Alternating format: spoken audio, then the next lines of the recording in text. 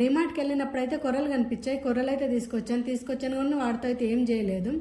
ఇంకా వాటితో అయితే పొంగల్ చేద్దామని చెప్పేసి అయితే వాటిని అయితే ఒక గ్లాస్ కొర్రలు, ఒక గ్లాస్ పెసరపప్పు అయితే మంచిగా కడిగేసి నానబెట్టేశాను.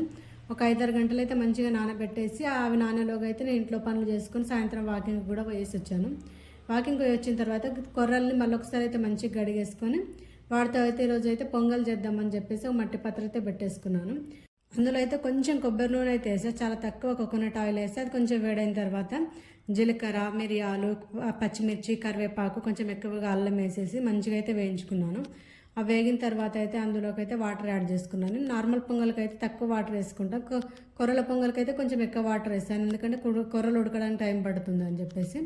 వాటర్ కొంచెం మరిగిన తర్వాత అయితే నానబెట్టుకున్న కొర్రలు అదేవిధంగా అయితే పెసరపప్పు అయితే యాడ్ చేసి మంచిగా కలిపేసి అయితే సిమ్లో పెట్టేసి ఒక 1/2 to 40 minutes ఉడికించా. చాలా టేస్టీగా ఉంది, చాలా అంటే చాలా టేస్ట్.